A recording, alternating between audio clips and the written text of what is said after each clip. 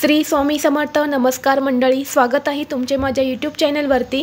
आजचा दिवस तुम्हाला खूप छान सुखाचा आनंदाचा जाऊ हीच स्वामींच्या चरणी प्रार्थना करते आणि आज या नवीन व्हिडिओला सुरुवात करते। उद्या आहे 21 सप्टेंबर 2024 वार शनिवार आणि या दिवशी आलेले आहेत संकष्टी चतुर्थी।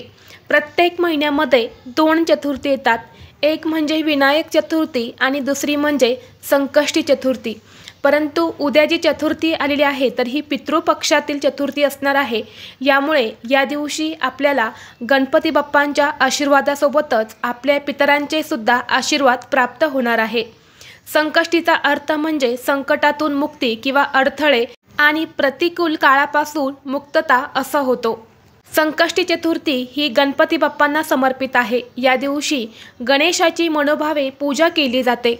या दिवशी भगवान शिवाने आपला पुत्र गणेशाला सर्व देवांमध्ये श्रेष्ठ म्हणून वरदान दिले होते।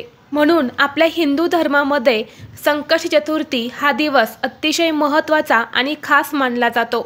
या दिवशी गणपतीची आराधना केल्याने सुख सौभाग्य वाढते आणि घर परिवारात येणाऱ्या अडथळ्यांपासून मुक्ती मिळते, तसेच रखडलेले शुभ कार्य पूर्ण होतात।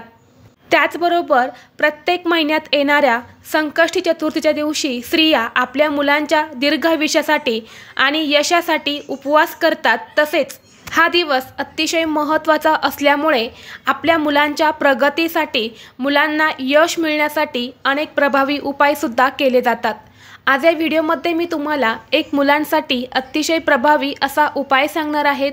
प्रत्येक आईने या दिवशी व्रत नाही केले तरीही चालेल, पण मुलांसाठी हा हिरव्या मुगाचा अतिशय प्रभावी उपाय करायचा आहे। हा उपाय केल्याने मुलांची अभ्यासात प्रगती होईल, नोकरीमध्ये यश मिळेल, मुलांच्या जीवनातील सर्व दुःख, संकट, अडचणी, विघ्न हे नष्ट होतील। असा हा एक उपाय आज या व्हिडिओमध्ये मी तुमच्यासोबत शेअर करणार आहे। त्यामुळे तुम्ही हा व्हिडिओ स्किप न करता शेवटपर्यंत पाहत राहा। चॅनलवरती नवीन असाल तर सबस्क्राईब करा आणि असेच माहितीपूर्व नवनवीन व्हिडिओ पाहण्यासाठी बेल आयकॉनला प्रेस करा आणि कमेंट बॉक्समध्ये ओम गण गणपते नमः नक्की लिहा। गणपती बाप्पा हे 14 विद्या 64 कलांचा अधिपती आहे। श्री गणेशाला 14 विद्या अवगत होत्या। श्री गणेश मोठा ज्ञानी होता, त्याच्याजवळ जे असते तेच तो दुसऱ्यांना देऊ शकतो। गणपती बाप्पा हा स्वतः ज्ञानी बुद्धिमान असल्यामुळे ते ज्ञान प्राप्त करून घेण्यासाठी हा दिवस अतिशय महत्त्वाचा मानला जातो। गणपती बाप्पांना बुद्धिदाता म्हणजेच बुद्धी देणारा देवता असे म्हटले जाते आणि म्हणून हा उपाय प्रत्येक आई वडिलांनी आपल्या मुलांसाठी करायचा आहे। हा उपाय तुम्ही अगदी लहानातल्या लहान मुलांपासून ते मोठ्यातली मोठ्या मुलांसाठी तुम्हाला करायचा आहे। मुलं आणि मुली या दोघांसाठी हा उपाय करायचा आहे। तसे तुमची मुलं जर बाहेर गावी शिकायला असेल तर तरीसुद्धा तुम्हाला हा उपाय जो आहे तर तो करता येणार आहे। प्रत्येकाच्या घरामध्ये एक तरी मूल हे असतंच आणि प्रत्येक आई वडिलांना असं वाटत असतं की आपल्या मुलांना हट्टीपणा करू नये, सांगितलेल्या सगळ्या गोष्टी ऐकाव्या, तसेच मुलांनी खूप अभ्यास करावा, मुलांची खूप प्रगती व्हावी असं प्रत्येक आई वडिलांना वाटत असतं आणि यासाठी आई वडील मुलांच्या प्रगतीसाठी भरपूर प्रयत्नही करत असतात आणि मुलंसुद्धा प्रयत्न करत असतात। परंतु कधी कधी कितीही प्रयत्न करूनही मुलांना यश मिळत नाही, मुलांची हवी तशी प्रगती होत नाही, मुलांना मनासारखी नोकरी प्राप्ती होत नाही, त्यांच्या नोकरीमध्ये अडथळे येतात, तसेच मनासारखा जोडीदार मिळत नाही। त्याचबरोबर मुलांना सतत नजरदोष लागते, यामुळे मुलं आजारी पडतात।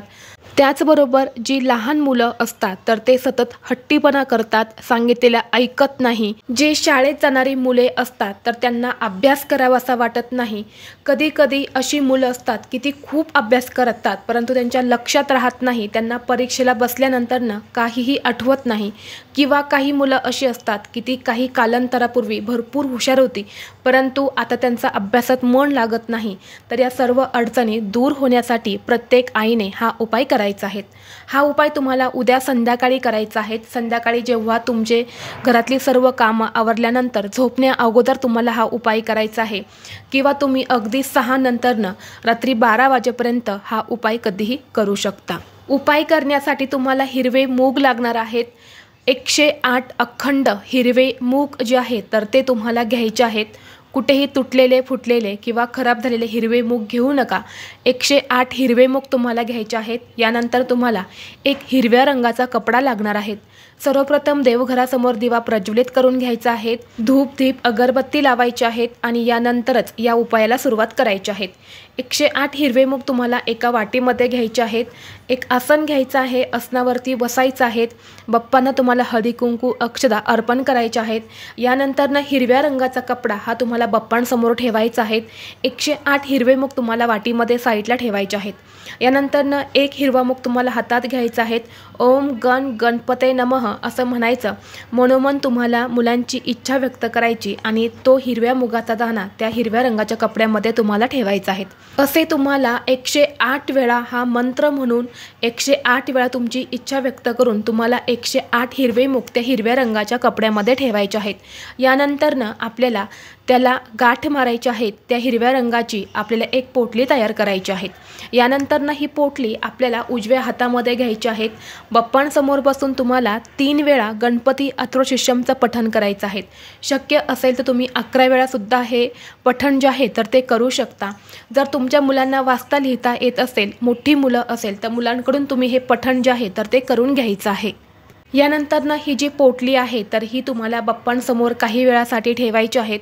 यानंतरनं ती पोटली तिथून उचलायची आहेत आणि रात्री झोपण्यापूर्वी मुलांच्या उशाखाली किंवा जिथे मुलांच्या वस्तू असतात, पुस्तकं असेल किंवा ड्रेस असेल तर त्या ठिकाणी तुम्हाला ही जी पोटली आहे तर ही ठेवायची आहेत. फक्त ही पोटली ठेवताना मुलांची वस्तू ही चामड्याची नसावी. चामड्याची वस्तू सोडून इतर कुठल्याही वस्तूपाशी तुम्ही ही पोटली ठेवू शकता.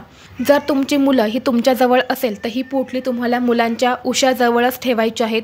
परंतु तुमची मुलं ही जर बाहेर गावी शिकायला असेल, तुमच्याजवळ राहत नसेल तर मुलांची जी कोणती वस्तू असेल त्या वस्तूपाशी तुम्हाला ही पोटली ठेवायची आहेत. ही पोटली तुम्हाला संपूर्ण रात्रभर तशीच ठेवायची आहेत. दुसऱ्या दिवशी सकाळी उठायचं आहे, स्नान करायचे आहेत, स्वच्छ कपडे परिधान करायचे आहेत. यानंतरनं ही पोटली तिथून उचलून घ्यायची आहेत. 21 दुर्वा घ्यायच्या आहेत. गुळ खोबऱ्याचा नैवेद्य घ्यायचा आहे आणि या सगळ्या वस्तू घेऊन तुम्हाला तुमच्या घराजवळ असणाऱ्या गणपती बाप्पांच्या मंदिरात जायचं आहे. मंदिरात गेल्यानंतर सर्वप्रथम बाप्पांना हळदी कुंकू अक्षदा अर्पण करायचे आहेत. दुर्वा अर्पण करायचे आहेत. नैवेद्य अर्पण करायचं आहेत आणि यानंतर ही पोटली तुम्हाला बाप्पांच्या चरणी अर्पण करून मुलांची जी काही इच्छा असेल तर ती तुम्हाला व्यक्त करायची आहेत. अशा पद्धतीने हा छोटासा उपाय तुम्हाला उद्या भाद्रपद महिन्यातील संकष्टी चतुर्थीच्या दिवशी करायचा आहे. जर तुमची 2 मुले असेल तर 2 मुलांसाठी तुम्हाला वेगवेगळे 108 हिरवे मूग घ्यायचे आहेत. 2 मुलांसाठी तुम्हाला एकच हिरवे मूग जे आहेत तर ते वापरता येणार नाहीत. वेगवेगळे 108 हिरवे मूग घ्यायचे आहेत आणि 2 वेगवेगळे हिरवे कापड जे आहेत तर ते तुम्हाला घ्यायचे आहे. हा उपाय केल्याने आपल्या मुलांना गणेशाकडून वरदान मिळते आणि त्याचा लवकर शुभ परिणाम जो आहे तर तो सुद्धा मुलांमध्ये दिसून येतो. गणपती बाप्पांना हिरवा रंग हा अतिशय प्रिय आहे आणि त्यामध्ये हिरवे मूग जे आहे तर ते बाप्पांना अतिशय प्रिय आहेत. हा उपाय केल्याने श्री गणेशाची कृपा ही सदैव आपल्या मुलांवरती राहते आणि मुलांची प्रत्येक क्षेत्रामध्ये प्रगती होते. तसेच मुलांवरती कुठलेही संकट, विघ्न, अडचणी हे येत नाही. जर तुम्हाला हा व्हिडिओ आवडला असेल तर व्हिडिओला लाईक करा. चॅनलवरती नवीन असाल तर सबस्क्राईब करा आणि हा व्हिडिओ आपल्या मित्रपरिवारासोबत जास्तीत जास्त शेअर करा. चला तर मग भेटू असंच पुढल्या एका नवीन व्हिडिओमध्ये. तोपर्यंत सर्वांना श्री स्वामी समर्थ.